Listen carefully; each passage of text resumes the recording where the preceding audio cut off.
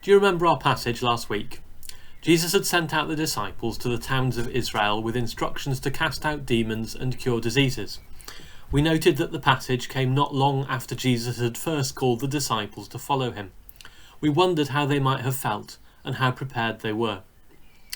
Our text this week is more of what Jesus tells them before they set out on their way.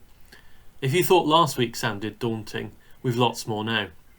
Jesus tells them that they are sent out like sheep into a pack of wolves, and that they will be arrested and dragged before the courts. They're going to face opposition. That's where we began to read today, with those difficult words about disciples and teachers, slaves and masters. Jesus is not endorsing slavery here, but it was part of the society they were sent to. The disciples will face opposition. They will face power structures that don't want them to do what they are there to do. Who is in charge? If they call the master of the house Beelzebul, the devil in other words, what does that say about all the structures under that master's authority? For Jesus, these oppressive power structures are defeated by bringing them to light. Don't be afraid. What is covered up will be revealed. What is whispered will be shouted from the rooftops. Don't be afraid. You are infinitely precious to God, like all of God's creation. God knows every last hair on your head.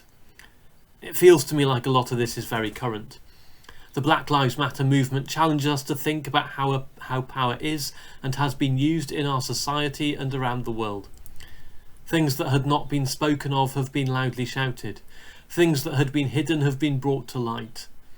What impacts has that had on people's lives? What impacts does that have today?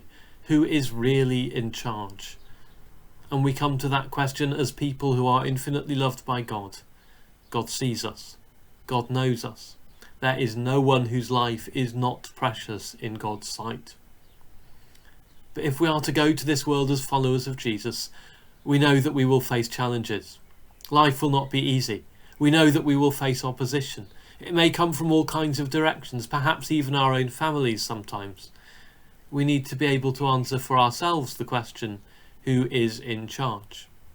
And as we look at our country and our world today, asking who is in charge, we might see that in the questions of how resources are divided, how influence is used, and whose life seems really to matter. Jesus' challenge to his disciples is that if they want to be his followers, they need to take up their cross. It will take their whole lives. It is that full a commitment.